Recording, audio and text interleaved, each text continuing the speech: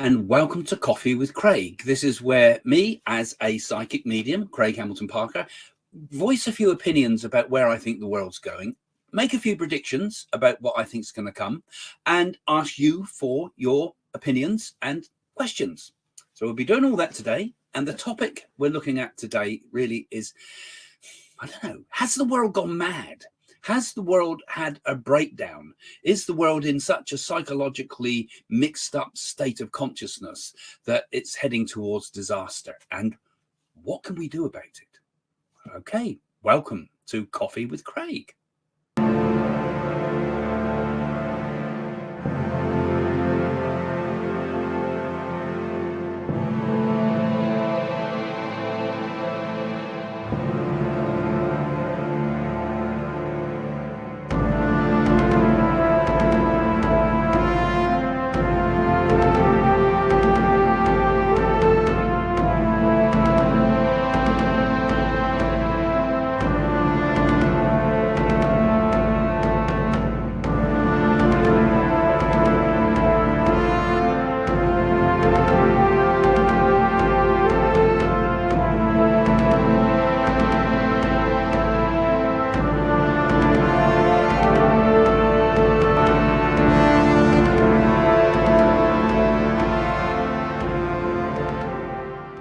Well, everywhere you look, everywhere I look anyway, it seems to see that I'm seeing bonkers people on the television, people I speak to, things I hear about going on in the schools and things like this.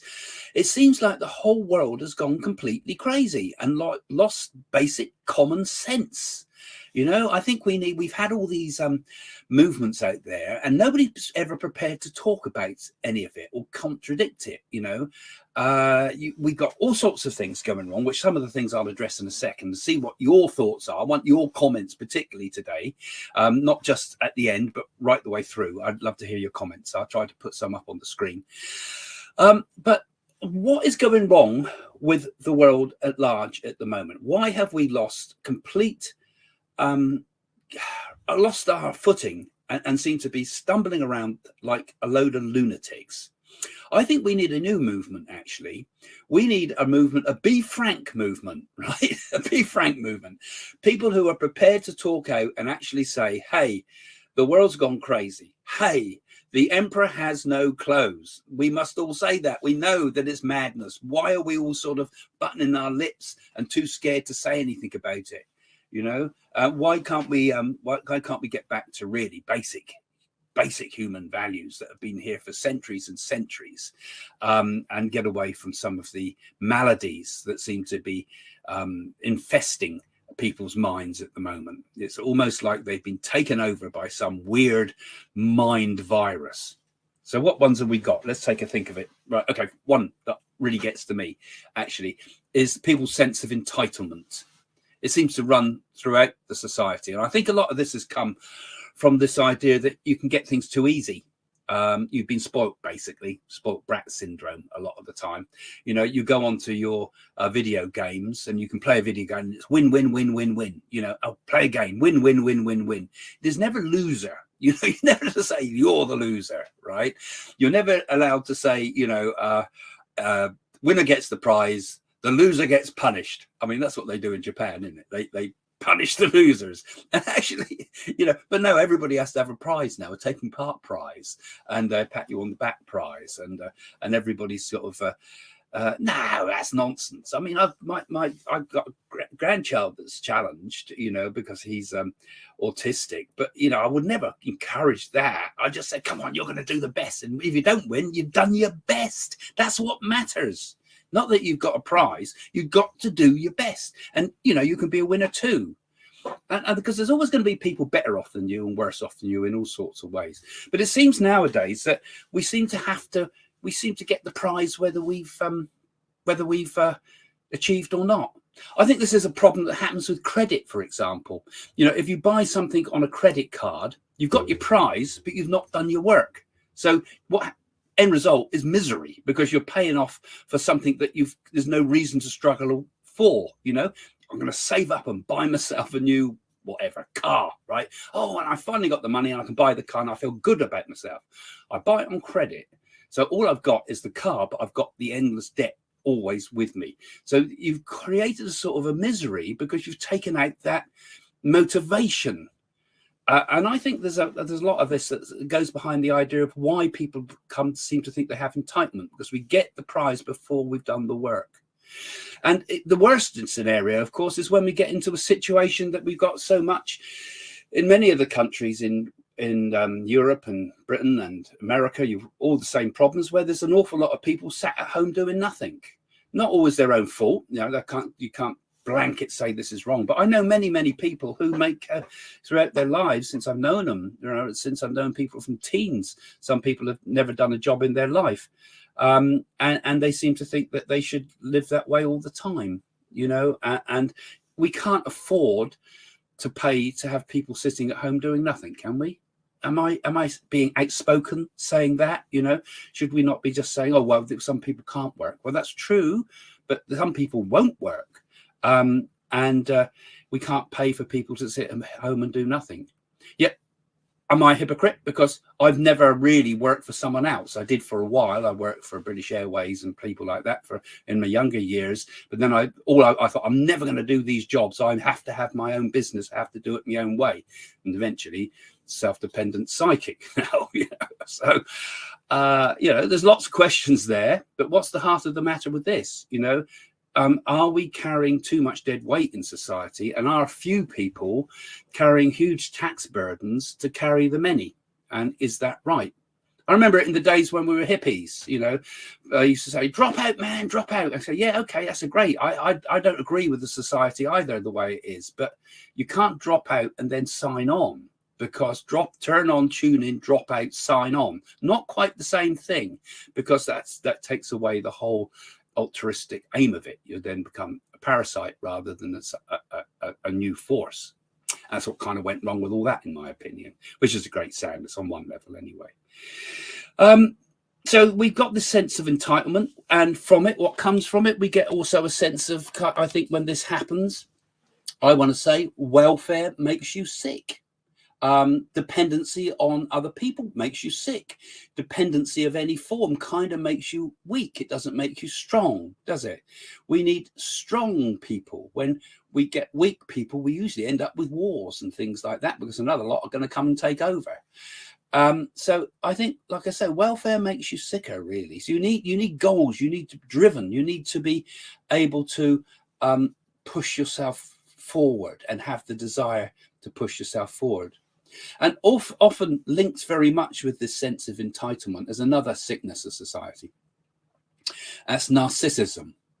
When people feel that they have this right, and they want to use this right to dominate other people. It can happen in relationships where you get the overpowering partner, or it can happen in workplace where one small person becomes like the power crazed traffic warden over everybody else.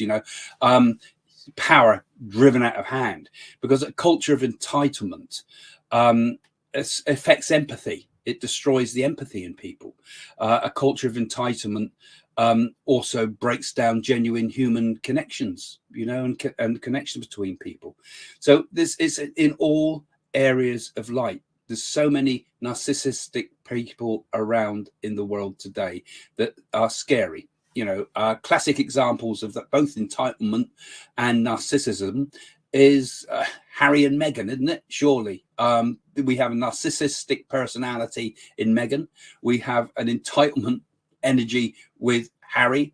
The two are very similarly linked, like I've said, and you end up with a boo-hoo, how I hurt, weak sort of mentality that frankly is almost the epitome of everything that is going crazy in this world.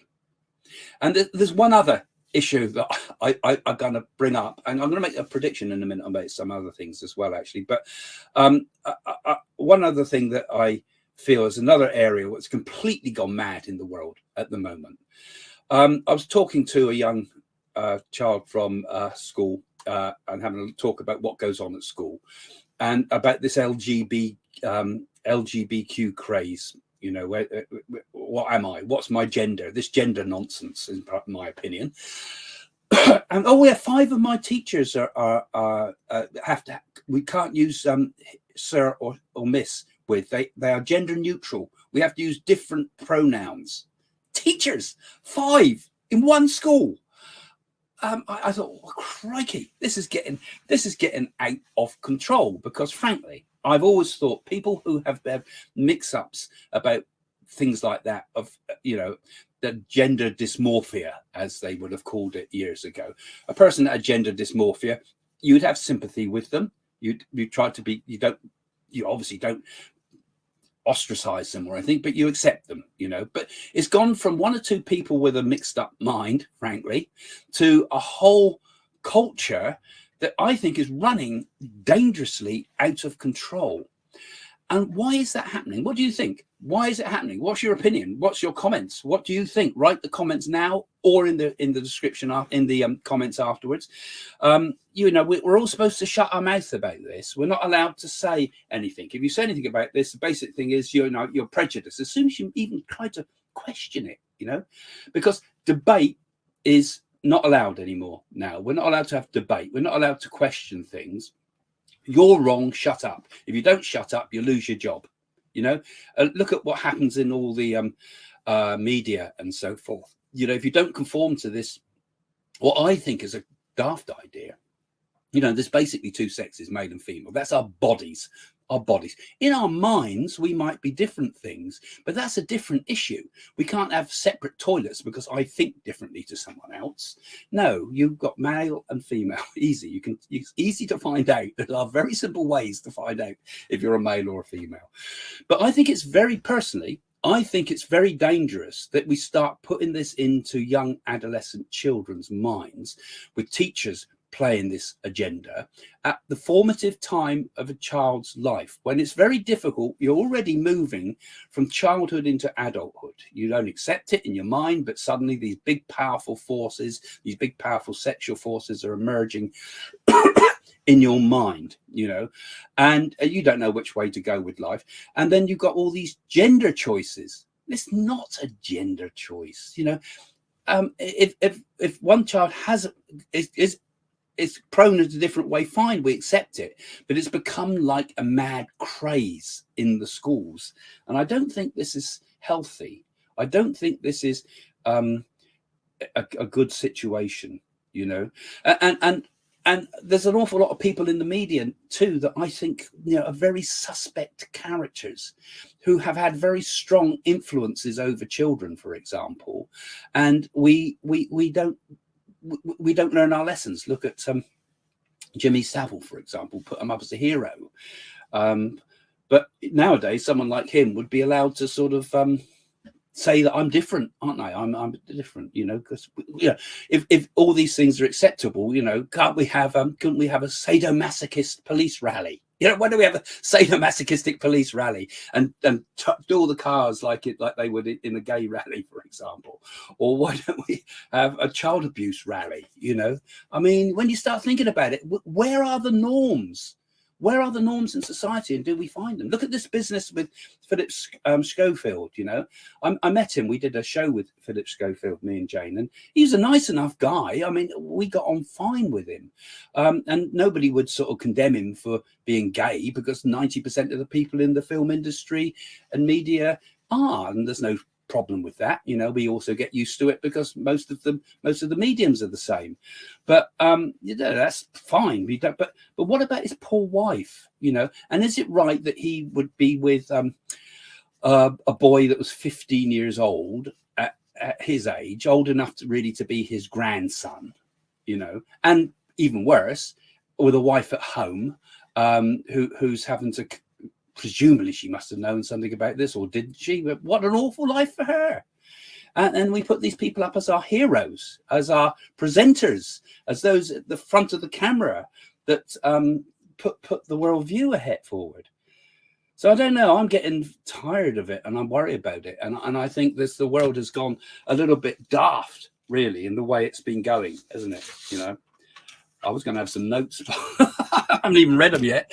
But yeah, so there's a lot of challenges ahead, I think, in the world, don't you, with controversies and things. And I think I think a lot of the problem comes. I'm ranting really today, but I'll say a few other things in a minute. But I don't know what you think, you guys. But there's so much danger, I think, in sort of giving this sort of thing energy, you know. For example, the people that get offended, this always annoys me when people get offended, because I'm offended. Oh, well, tough luck, mate. You know, why are you offended? I'm offended by the fact that you're offended because I've said something to you.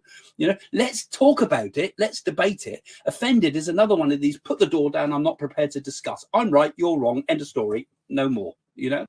So I get annoyed at this whole business about people being offended. It's an ego trip, really. You know, why should I have to shut up because you've been offended by something that I've said? Why can't we debate it? Why can't we say something? It's a huge ego trip when I'm offended and because of something that you've said. When we start protecting people too much, when we start wrapping them in cotton wool, we get very weak people, we get very protected people, but we get very dull people, and we get these narcissistic qualities coming out in people. Perhaps the whole problem is because we've been bringing up generations in cotton wool, and they're too weak to face the world, because the world is a tough and nasty place. It's an awkward place. It's not going to be easy. You're going to be exposed to things. And we need to make strong individuals. We have to expose ourselves to things. That sounds wrong, but we have to expose ourselves to the difficulties in the world. We have to expose ourselves to all the troubles that are going to come, because life ain't going to be easy, no matter what you think. And I reckon we're going to get a very, very hard world ahead. And I don't know how it's going to be for some of these people that are going into a world where the competition is going to get stronger and stronger, and the money's going to start running out and things like that. So I think it's a very dangerous thing, you know. So what can I say in summary on these things? I think we got to be different. Be prepared to be different and enjoy being different. And that means not conforming. That means not falling into this craziness that's going on and about the LGBQ nonsense. Say, hey, just a minute, this is nonsense. I'm not like that. I'm prepared to stand up to these crazy trends, or be different. So, and know that, you know, I'm an Anglo-Saxon white person. I'm glad I am. And I think Anglo-Saxon people have done fantastic things in this world. You know, be kind as well, but also be prepared to stand up for what you believe in, instead of everybody having to shut up and be quiet and not say anything, because I might not get quite so many votes, or we might not get so many likes, or we might not get so many purchases of our products. You know, look what happened to Bud Light, you know. So think for yourself, I say. Think for yourself and debate. And that's the only way out of this. And I think there's an awful lot also going on with artificial intelligence. And this is where I want to sort of just make a little prediction about things too, because when I was given a reading to someone recently, I had this vision of what's going to happen to the media in the future. And artificial intelligence, when it starts getting into newscasting, is going to become a very, very big thing in the future. This is something that is not even started yet, but will. I've already warned about artificial intelligence in some of my earlier predictions.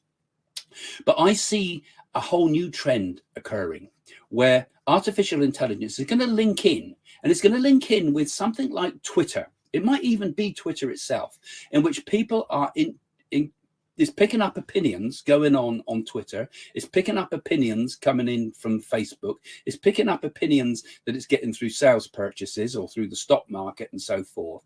And it's feeding this in to help build the news story of what's happening.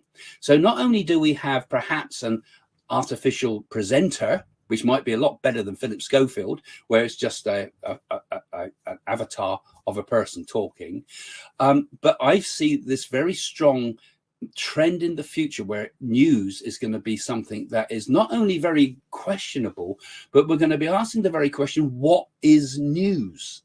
You know, what is news itself? Because I see an intelligence being behind it and using this to push the trends of society in different ways. And my fear is, I'll talk about this a lot more in detail another time, but my fear is that what we end up with is that grey area of no firm beliefs. We're getting the grey area again, where everything is taken into account and you end up with a grey area. But also what we end up is the lowest common denominator of what people want. because it's all about today giving people what they want, not what they need to hear. It's letting them hear what they want to hear, not hear what they ought to hear. That's what's happened with the media. So we end up giving them what they want. In Rome, what did they want? They wanted gladiators killing themselves in the Colosseum. What will be the modern day equivalent of that? What do you think? What will mankind or humankind or whatever gender we want to give it goes down when it drops? What will it drop to as the lowest we can sink? You know, because I think if we don't start thinking for ourselves, if we don't start questioning, if we don't start throwing a bit of debate out there, we are in serious trouble. And if it offends you, great. We're on a topic we should be talking about. Let's talk. Let's just shut everybody up and cancel everybody. Anyway, that's me done. And I'm going to see what people want with your questions in a moment, if you like, and put your questions in the column below, in the comments below, so that I can see what your views are on this. And I just want to sort of tell you guys that I've got a new thing going on at the moment on my site, if you want to sort of engage with me a bit more. But I'm doing the psychic development group online on my website that you might find interesting. I'm running my psychic circles, group psychic circles that you can join now, which is at quite a good price at the moment. So there's an advert. There's me selling my wares too. But have a look on the psychics.co.uk,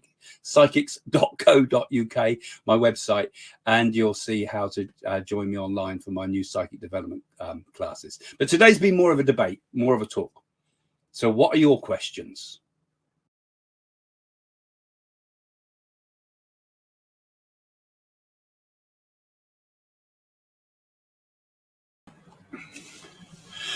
Okay, hope you've enjoyed my little rap today. I've been a bit animated there by a few ideas that I've been thinking about, and Jane too. I mean, which I think a lot of it's been stimulated by the fact we were talking to some kids about what goes on in schools, and even I was shocked. And I've seen some pretty shocking things in my life. Okay, so I'm going to just directly answer some of your questions now, because I had some help getting your comments up on the screen from time to time. I saw my mate there, Phil, was online from the Happy Life show. Go and have a look for that. It's another good show on YouTube.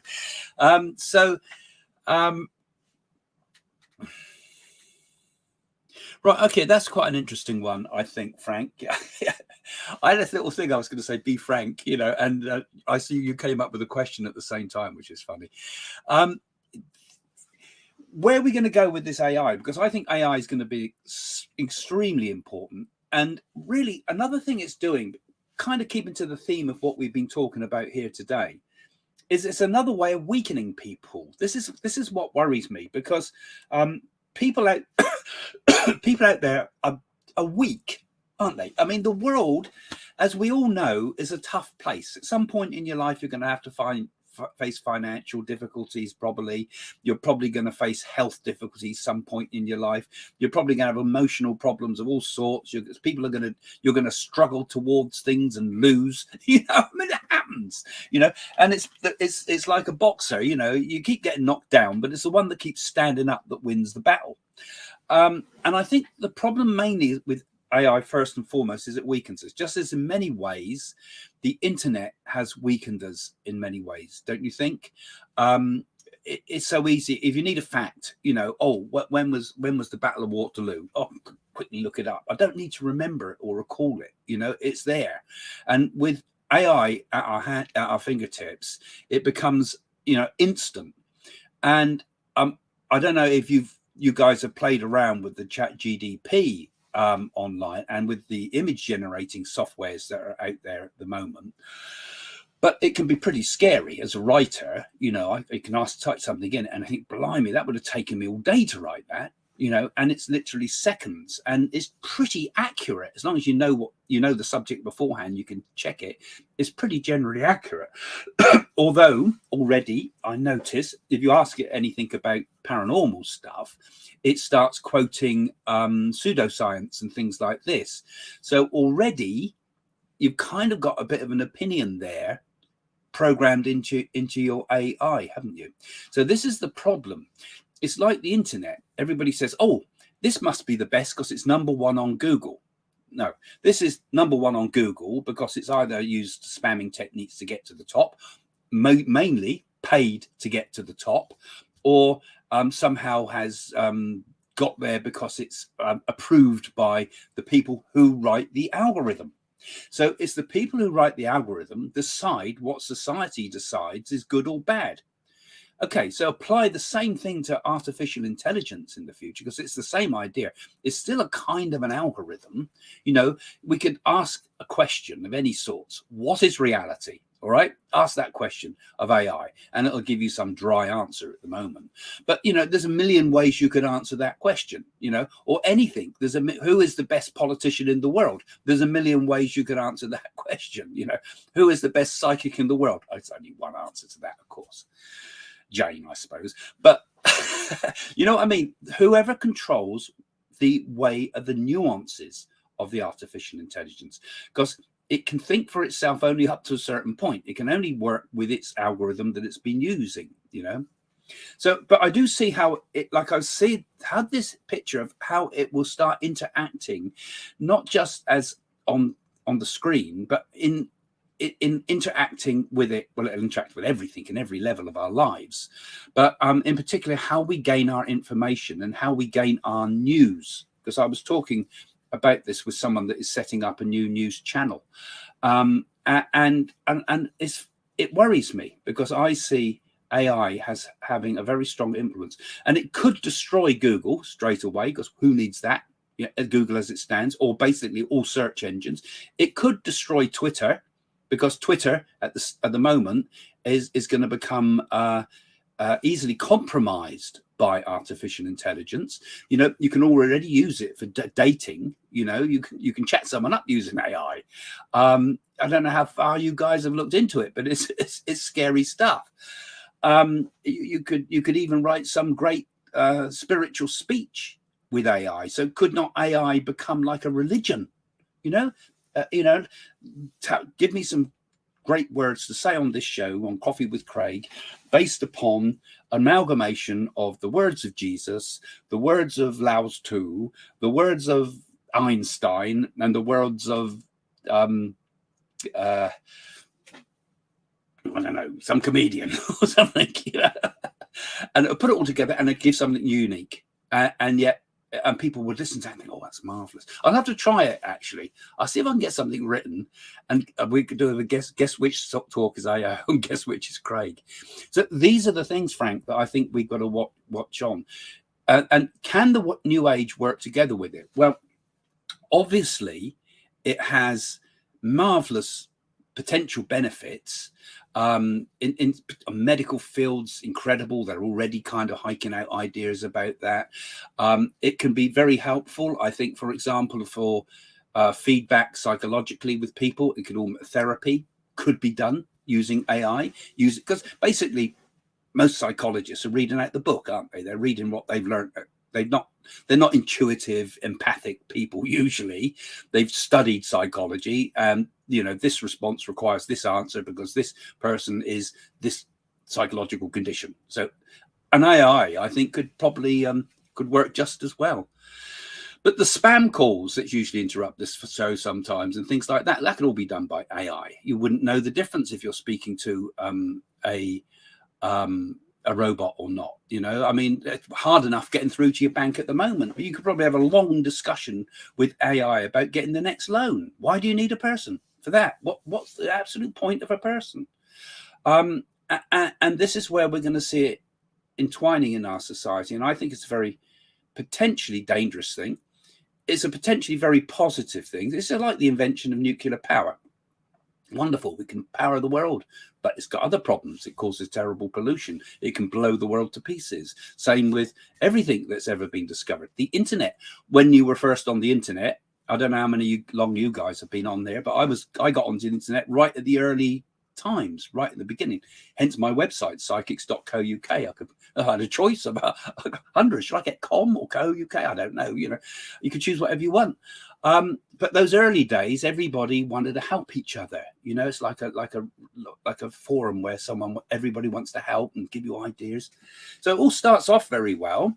but then it turned, the business gets involved, and God knows where the internet has gone. Been destroyed, I think, apart from little oases of places like YouTube. But this is all Google. This is all huge company giving us the platform. And as long as people keep watching, as long as you watch it, they'll put these channels up. You know, they're only interested in video by the yard, aren't they? So yeah, but I think it can work possibly, but I think it's more dangerous. We really need people, don't we, Frank? Don't you think we need people in this world, really? And the sort of jobs that are going to become destroyed will be creative jobs. You know, who needs an illustrator? You know, when you can just type in what you want and it gives you a fantastic illustration. Who needs an animator when you can put all this information on, animate it all? You still need a human input, and there's still plenty of opportunity for creativity using it. And I'm sure all sorts of unimaginable things are going to come out of it. But what job? If I was a young man just going to university now, thinking, what job do I get? What do you do? Go into IT. That's where all the money is. No, it's not. It can write its own IT. Go into creative services. No. Most of that can be done. Marketing, the rest will all be done automatically. You know, I think you're pretty safe as a clairvoyant.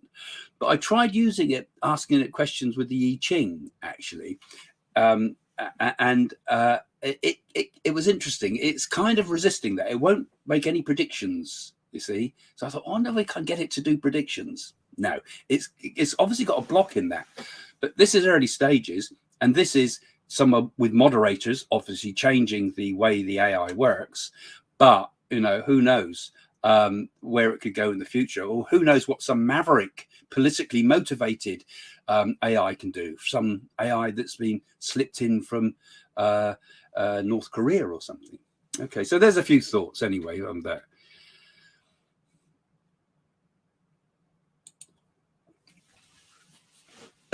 Yeah, I think we're going to get this, actually, Kevin.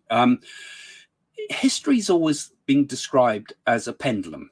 Well, I actually learned history at school, and I loved it. And it's probably one of the most important subjects I did at school in many ways. Algebra I've never used in my life, but history, I've been to beautiful places, and I thought, I want to know more. How beautiful, this is wonderful, right? So history is a good thing to learn, and it also gives you an understanding. If you can understand the past, you can understand the future up to a point. And they always talk about the swing of the pendulum, and it's always been throughout history. Once public opinion swings one way, it gets to a certain point of extremeness, and which we've got at the moment, which I would call, how would we describe it? Extreme liberalism, perhaps, at the moment. And then it will swing the other way. And danger is, of course, it can swing completely the opposite other way. And we could end up with back in the world of like the Nazis and so forth, you know. So, and the thing and sometimes these things can happen very fast, actually, too, because you only look at the revolutions that happened in the world and the persecutions that can come out of that.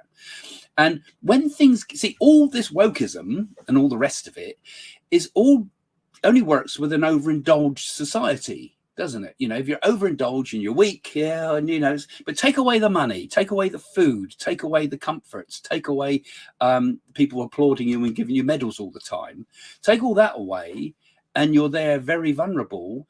And when you get a whole load of vulnerable things, what usually happens is the wolves come in and start to eat the flock or use the flock and control the flock. And weak people can mean a totalitarian society. So we've got to be very, very careful. And I think we will get a swing. But there's another factor that often changes everything, in my opinion, what happens in worlds and history. Who would have anticipated the coming of Christ if you lived in Rome and the damage it would do to the Roman emperors? Who would have anticipated the coming of the Buddha in India that would pretty much have overturned at that time the whole form of Hinduism that was happening there? Who would have anticipated the coming of the Confucius in China and the way that changed society, albeit a lot slower? Look at all the societies of the world, and there's usually been these religious forces that can really change things. We're now a global society, as everybody goes on about. Actually, we're a global economy, not really a global society. But once we've got a global connection, imagine what could happen with spirituality when it really explodes, like we had in the 60s with an explosion of spirituality, albeit during a drop out, sign on, albeit that it can go wrong. But what could happen? I think there will be a big spiritual revolution of some sort, but it requires a very high level of spiritual understanding, because although we get these swings in history, we also get different spirits of the age. And I do feel that we are moving from one age to another. We are moving into what, it's been predicted as being a golden age, a great age. And I really do believe the age of higher consciousness will come. And the darkness, as they say, is often at the dawn. I think human ignorance is at an absolute high at the moment. I mean, I've never seen such ignorance in people and people you talk to. Just plain lack of knowledge, plain lack of common sense of any, no sense of self-worth, no sense of, like I said, we have to have this sense of think for yourself. There's no think for yourself. Is let someone else thinks for you. And AI, that would think for me instead. That would give me good opinions that I can share on Facebook. No thinking for yourself out there.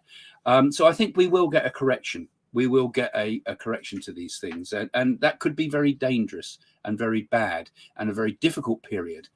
But ultimately it has to come. And we are behind the scenes of all this. Remember, I'm talking about society out there. But what really is happening, this reality around us, this image you're looking at and the rest of it is just an illusion. It's just part of the maya. It's just part of the form of the one.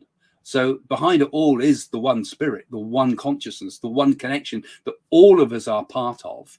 I mean, for example, when we go to the spirit world, we realize that we will see the world, for example, in the spirit side, from our perspective of what the world was like. But we'll see a replay of all what's happened, but we'll see it from the perspective of everybody that's been in our lives. I see it through Jane's eyes. I see it through my brother's eyes. I see it through my enemy's eyes and all sorts. We'll see the whole thing. This is the oneness of consciousness that is happening.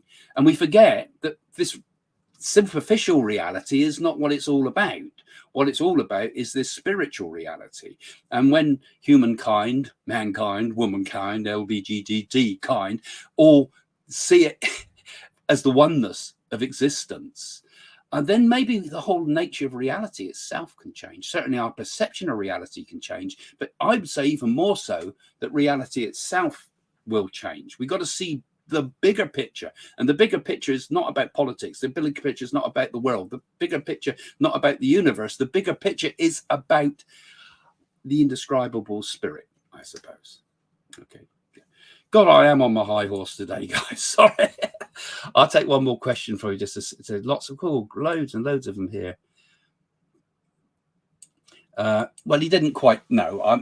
Yes, I probably exaggerated that. True. Mystic Rebel, but in India, Buddhism did dominate until Adi Shakti and things. Okay, I just clicked the wrong one. Sorry, high anyway. High horse. Oh, good. All right then. Thanks. Don't encourage me. You see, you encourage these people, and you'll end up with more of the same. So be careful. That's what we were saying about the weakness. Mainly opinions you're getting here, guys. It's quite good to sometimes have some questions and thoughts. All right, there's one. That's an interesting one. Kevin again. Oh, you've been putting some good ones in, Kevin. I said, okay, I saw food coming in earlier. Will Marxism take over the West? It seems to be going strong here lately. How long will it last? Well, I often ask, and I saw someone pop a comment up on this as I was talking earlier, that is there an agenda behind all this weakness that's going on? If you look at the epitomized by Meghan and Harry, the weakness of the entitlement, the weakness of the destructive power of narcissism, the weakness generally of what's happening with gender mix-ups, if you ask me. You look at all of it. Isn't it kind of in the interest of negative powers, totalitarian powers or Marxist powers or whatever, that the weak dominate this society? A weak society is so much easier to sell goods to China from. A weak society is so much easier to manipulate politically, and we can put any old fool in charge of America, for example. Having a weak society can be manipulated easy by the hidden powers, I suppose. Everybody goes on about the these hidden agendas, but there is kind of a possibility, isn't there, that something like a Marxist type of style of government is behind all this? I mean, Marxism, if you check out Black Lives Matter, a potentially good thing for the world, something that was everybody think, oh, that's great, yes it does, of course it does. Black Lives Matter, of course they do, and so on. But there's a Marxist organizations behind it. It's Marxism behind it. You check out the websites on it. It's a scary thing. So a good cause has been hijacked and turned into something that is another one of these hugely divisive problems in society. So we're getting divisions all the time. It's easy to divide the weak, isn't it? It's easy to say, and the weakness is, again, intellectual weakness, where people are refusing to think for themselves. You get an opinion on Facebook. Oh yeah, great, I'll share that, right? Well, it's not your opinion, that's someone else's opinion. So you're immediately buying in always to the next new idea, and it's simplified, just like artificial intelligence we were talking about can simplify things down into black and white answers. And there's no such thing. It's all grey. It's all in between. There's no right and wrong in the world. There's no right and wrong people. Everybody, for example, is a mixture of good and bad, and all these things. And every idea is a mixture of good and bad. That's why we have to have debate and decision and somehow find a compromise. And a good compromise is always when everybody comes away feeling dissatisfied, because that's how it should be. Anyway, so I think Marxism will ultimately, I think the swing will come with that too. Actually, I don't think Marxism will take over the West. I think it's always going to be a swing between these ideas. And let's face it, Marxism's a pretty out-of-date idea, frankly. Great theory. Marx and Engels, strolling around London, came up with brilliant ideas, looked at all the mills and things like that, and said, we've got to give the power to the workers, basically.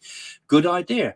But what happens with communism is the power goes to the higher, whoever's in control of it again. Same problem we have in capitalism. It's all in such a mess, really. I see you're saying there, Skynet finally taking over. Absolutely, isn't it? Yeah. Anyway, I'm going to have to finish here now, I think, guys. I don't even know where my turn off buttons are. So you might get a few more minutes of me. So one other thing, actually, while I'm on and looking for my end titles, I've got a new thing I mentioned a minute ago on my website at the moment, where I'm setting up a new circle. It's like a circle, I suppose, not the right word for it. It's just like I do the mentoring for individuals. I thought, well, let's have a group one, and I'm teaching things like meditation. And the new one that's coming up is about developing mediumship. It's about the difference between psychic work and mediumistic work and how they are. I'll be given some demonstrations of mediumship in that and psychic demonstrations in that. So it'll be a part talk. It'll be a part demonstration of mediumship. It'll be a part interaction to help you develop your own mediumship. So I have squeezing a lot into about a 2-hour thing, and it's $100 to take part in it. So that's how I make my living. Whether that's right or wrong in your opinion, I don't know. You're welcome to put your opinions in the comments. But it's on the website and it's in the link below. Anyway, we'll be seeing you soon. And thanks again for joining me. It's great to be with you. And watch Jane's channel. I think she's got some opinions about what I've talked about today too. All right. See you all soon. Bye for now. So would you like to know more? Come and see my website at psychics.co.uk, where you can buy my books. You can also read lots of free articles, and you can join our Patreon community if you like there. You can also book readings with myself and Jane. I do readings by Zoom and by email. Jane does them one-to-one at home. So have a look on the website, you'll find all that. And you'll also find our team of readers who do international work. So you can book a psychic, a medium, an astrologer there, and they're available now for phone readings 24/7. So visit our website, psychics.co.uk. You'll find a link in the description below.